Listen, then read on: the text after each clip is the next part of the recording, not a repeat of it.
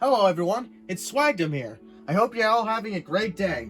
Today, I have a very special review for all of you. Yesterday, I managed to actually pick up the brand new Mattel's Extreme Chomping Spinosaurus at my local Target, which surprised me because usually my Target's not that fast at stocking stuff. So if anyone wants to pick one up for themselves but are not really sure, this review's for you. So right here we have the Spinosaurus in the package. So as you can see, in the front, you see Extreme Chomping Spinosaurus. There's a little picture here of the Spinosaurus where you press down on the back of its neck and the jaw will open. I will show that right here. It'll be a lot easier to do since I can get it out of the box. And that's really all you have to see for the front of the box. So if we turn this around,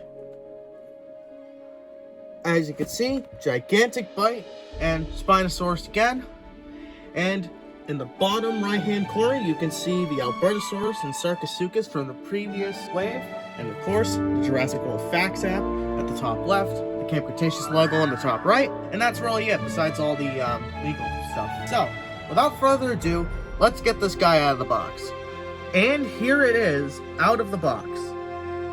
Now, honestly, I am blown away by this figure. This is my first ever Mattel Spinosaurus since Legacy 1 never made it to America.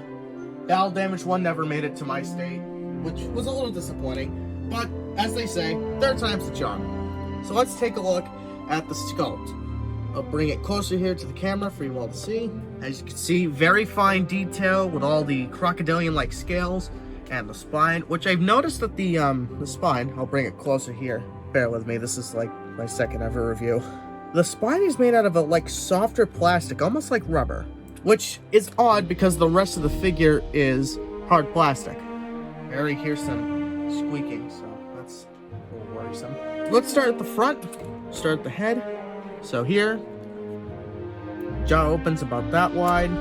I like how the tongue is kind of its own separate thing.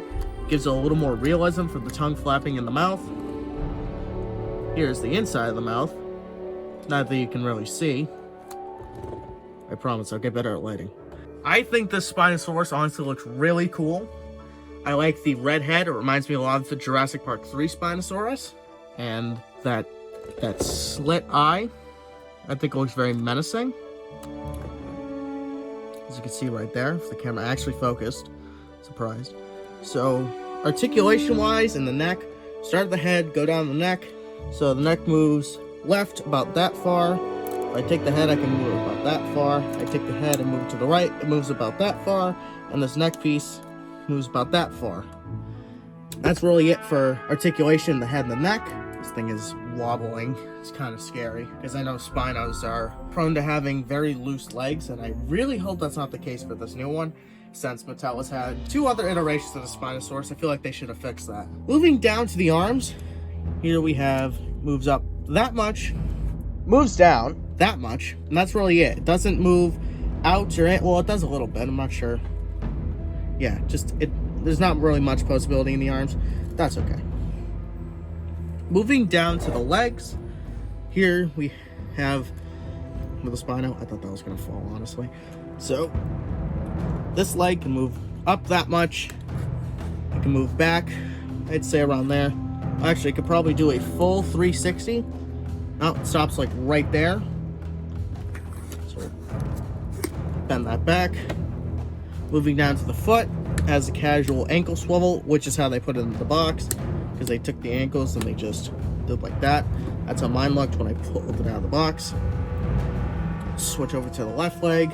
You can move forward about that much, move back about that much. It's a little odd. Ignore the tail squeaking. And of course the ankle swivel. Now moving on to the tail.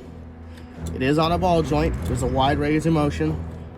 So it'll go left that far, right about that far, which is a little odd, up about that far, down about that far.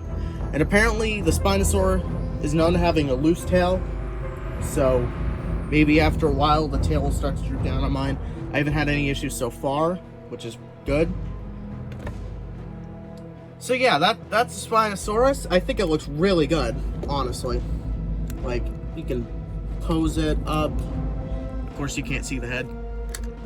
This thing is so big I had to move my camera back for the review. Well, you know what? I think we should do some comparisons next. Here's the scan code for the Spinosaurus if any of you like to put your dinosaurs on the Jurassic World Facts app. If not, here it is anyway. Okay, so I'm going to be going over the Spinosaurus scale with 5 figures that I think are pretty common amongst collectors, such as the extreme Chomping Tyrannosaurus Rex, Savage Strike Velociraptor, or any of these 3 scale humans, as the counter size is 4 inches, the tail size is, I believe, 3 3/4. Same with Hasbro. So I figured I might as well do a comparison with each of these, since these are probably the most common among collectors. So here is the Spinosaurus up close with the extreme Chomping Tyrannosaurus Rex. As you can see, the Spino absolutely towers over the extreme Chomping. I'd say there's a good 2-3 inches of height difference between the two. So with this new Spino, you could probably recreate that scene from Jurassic Park 3 when the Spino was fighting the T-Rex.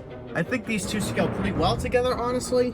The extreme Chomping Rex is a little tiny, but you could probably use it as a juvenile or subadult Tyrannosaur, and the Spinosaurus, I'm pretty sure, is in perfect scale with the humans, as shown right here with the Mattel scale humans. Thing absolutely towers over them.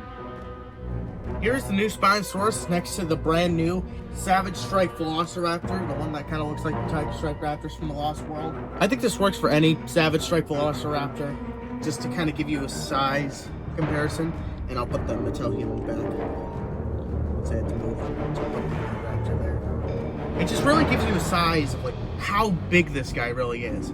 When I saw this in store for the first time, I was kind of like blown away in how big it was. It's probably big because of the spine and stuff like that, but to a Kenner human, it's probably like a juvenile or subadult Spinosaurus, but it still works as a Spinosaurus nonetheless. Honestly, I think the Spinosaurus looks really good together, and I think a lot of collectors, when they get their hands on this, as long as they don't, deal with scalpers, because I've already seen this thing go on eBay and Mercari for hundreds and almost thousands of dollars, which I find to be insane because you can actually go and get this one for once. That's it for today's video. If you like this video, leave a like, comment down below, and subscribe to the channel for more future content. I hope you all have a great day, and I'll see you guys in the next video.